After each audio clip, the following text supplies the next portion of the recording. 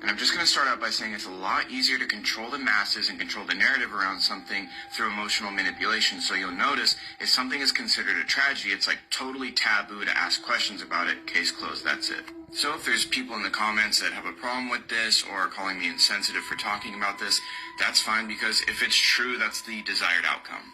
Anyways, this is the crew of the 1986 Challenger space shuttle mission. Infamously, on January 28, 1986, the space shuttle exploded right after takeoff. The disaster was broadcast on live television to 40 million viewers. Two men, Bob Eberling and Roger Boisjolly, worked tirelessly to warn NASA about an issue with the shuttle's O-rings, making calls and warning anyone that would listen going all the way back to October the prior year.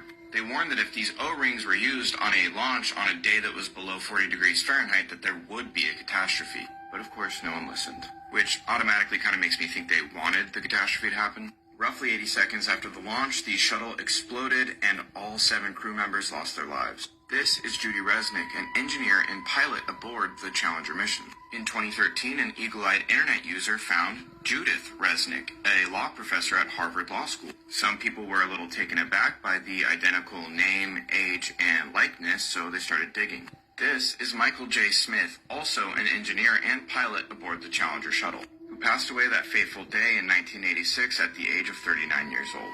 This is Dr. Michael J. Smith, professor of engineering at the University of Wisconsin.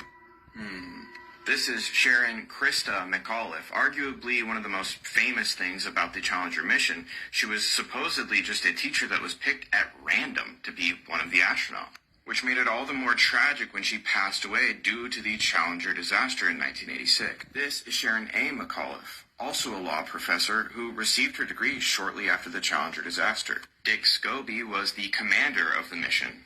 Here's Commander Dick Scobie next to Richard Scobie, the CEO of Cows and Trees. Here's his company's original logo. It's a cow, but it's not in a tree. It's strapped to a rocket, and gee, that jet stream kind of looks familiar. In fact, just in case I wasn't making it clear, the top picture is the Challenger ship shortly after exploding. So, you know, Astronauts Ronald McNair and Ellison Onizuka both passed away when the Challenger shuttle exploded. Miraculously, it was found out that they both had twin brothers, Carl McNair and Claude Onizuka. But ancestry searches were done for both Carl and Claude, and there was no birth records found. And the odds of 2 sets of identical twins in a crew of 7 are astronomical. But that's just a theory. Rest in peace to the crew of the Challenger space shuttle mission.